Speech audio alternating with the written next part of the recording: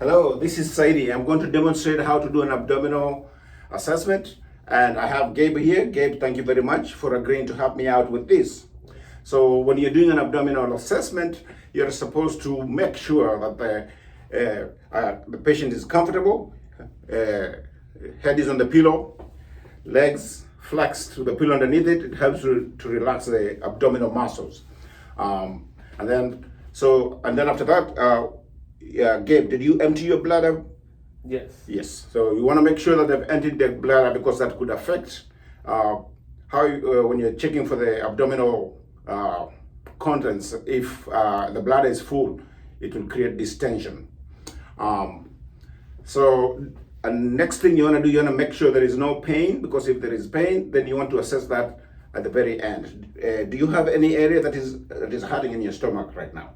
No. Okay. So, and if in case Gabe had come in with abdominal pain, the area that he's indicated there is pain is the area you want to wait until to the end of the assessment, so that it does not disrupt the assessment.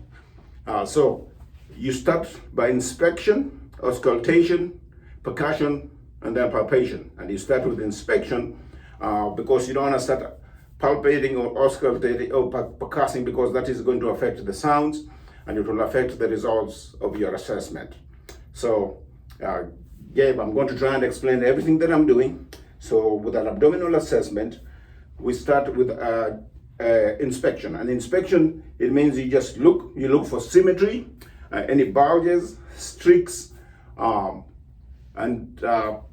that's the first part. We just inspect and shape of if it's protuberance or if it's flat, if it's scaphoid, sunken, you make those assessments, and then you move on to check the umbilicus. See if there's any bulging in the umbilicus. You look for hernias. Gabe doesn't seem to have any hernias. Abdomen is flat, symmetrical. And then you move on to the next thing. You watch for his breathing. For example, if Gabe had come in with the pain, he's breathing nicely and relaxed. If the breaths were shallow, it would indicate that he's got pain. And so you watch for natural and easy breathing. And then from there, you move on to you look for veins, for stria, and then like Dr. Ransom had told us, you look for fat, fluid, feces, feeders, fibroids, full bladder, where you make sure he empties his bladder, false pregnancies, fatal tumors. So those are the kind of things that you're watching for, and you're being aware of them. And then the next thing we're going to move on to after the inspection, Gabe, is we're going to go ahead and do some auscultation, which is listening to the sounds. So I'm going to take the stethoscope and I'm going to explain how I'm going to do that. For auscultation, you start from the right lower quadrant and you move clockwise while you listen to the bowel sounds. Usually normal bowel sounds are supposed to be 5 to 30 clicks a minute. If it's greater than 5 minutes, that's when you consider that as absent bowel sounds. Okay, just gonna go ahead and listen.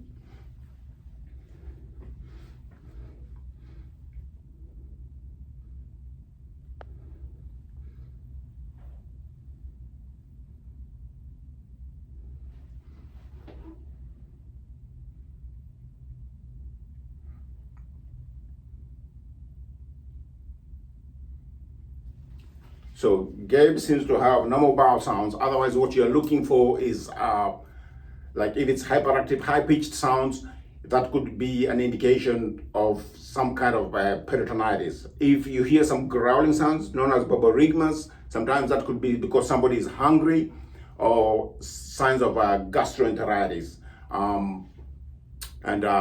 If it's if there is hypobowel sounds, it usually could be a sign of paralytic areas or things like that. So the next thing we're going to do after listening, we're going to go ahead and do some percussion. So to percuss, again, you start clockwise from the right lower quadrant moving up towards that way, looking for masses. You're listening to dull sounds in the abdomen. Sound supposed to be tympanic, and if it's dull, that could either be a mass or could be the organs. So we shall start with a light palpation where we push half a centimeter to a centimeter in, and then after that we are going to watch for guarding and rigidity, and after that we'll do some deep palpations to try and identify where the organs are. So I'm going to use my fingers, and I am going to go ahead and lightly touch and push. So with the percussion,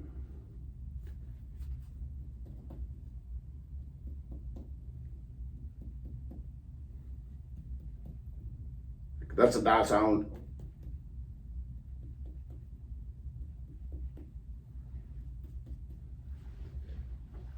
Gabe has a regular percussion. I did not hear that up towards the top. I could hear some dull sounds where the organs are. Otherwise, you're usually looking for like a dull sound, moderately loud, low pitched sound. Resonant sound is usually loud, low pitched. Long sound can be heard over the lungs. Resonant sounds are often heard in the air-filled areas like the lungs. Tympanic sounds, like I said before, those are loud and high-pitched, and you can hear them in the gastric region or where there is air-filled areas. The next thing we're going to do is we are going to try to measure the liver. So you start to approximate the size of the liver by going straight to the nipple line, and then you percuss down until the tone of the sound changes from dull to light, and that will be your upper limit of the liver. The liver is about 6 to 12 centimeters. Could be big in some situations in hepatomegaly. So.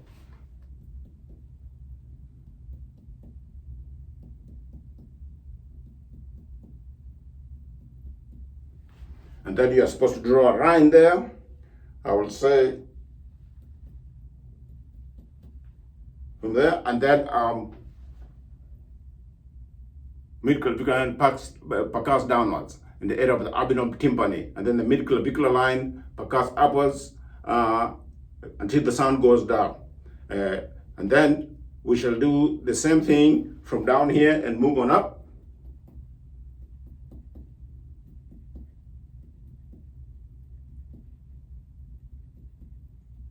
And I could hear the sound getting dull over there. So say it's about 6-7 centimeters of the liver edge for him. You can also you can find the spleen by percussing for the dullness between the 9th and 11th intercostal space behind the mid-axillary line. So I'm going to go ahead and percuss over here.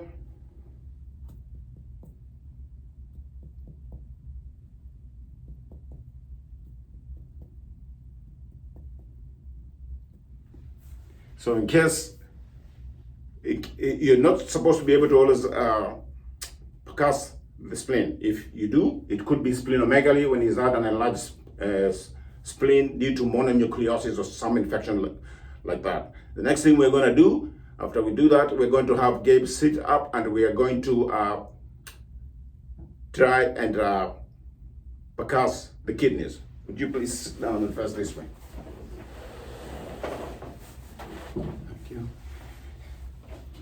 To percuss the kidneys, you come and find the costovertebral angle, which is found. You follow the angle of the ribs and the spine, and where the ribs and the spine end is going to be the costovertebral angle. You put your palm there, and I'm gonna bump on this and let me know if you feel any pain.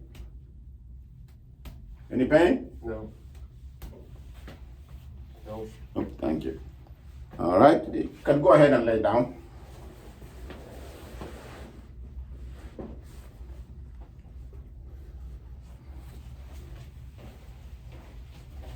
Now for the abdominal, there's I suppose in the cases of appendicitis, there are several things you can do to check for appendicitis. You could do the Bloomberg sign, whereby you perpendicularly away from the point of the pain, you push your hand in, Sorry, I should have warned you on that. I'm gonna push my hand in, and then I'm gonna release, and let me know if you feel any pain. Any pain? So if there was peritonitis or appendicitis, Gabe would feel pain over there. The other sign that you can do is you can do a check for Murphy's sign. And Murphy's sign, you find the iliac crest, and then mid-clavicular line, and about a third way up, and you go ahead and palpate that. I'm gonna push in here and let me know if you feel any pain. And if Gabe had appendicitis or inflammation in there, he would react with pain over there. Another test you could do to check for appendicitis is I would have Gabe, could you please lift up ilioipsos test, tell him to lift up his leg, and then tell him to let his leg down slowly while I put pressure on his abdomen. And as he puts his leg down, if he feels any pain, that will indicate that he was, he has appendicitis.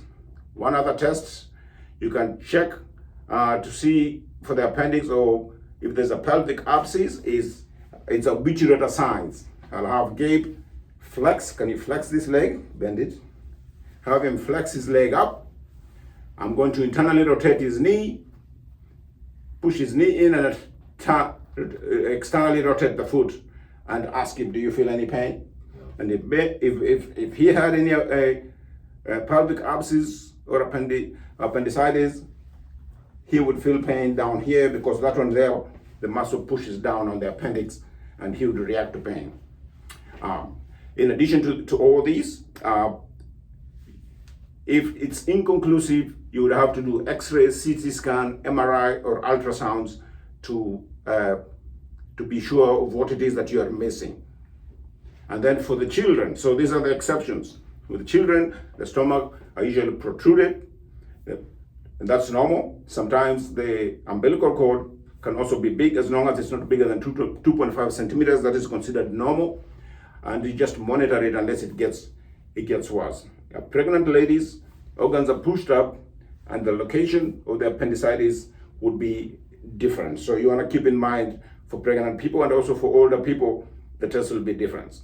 And then you have to differentiate between acute pain and chronic pain. And with chronic pain, many times it has to do with illnesses like irritable bowel syndrome or irritable bowel disease. And then also you have to check out for things like cancer. And then you need to do an extreme thorough examination for a chronic pain. Thank you very much for watching the abdominal assessment. Thank you.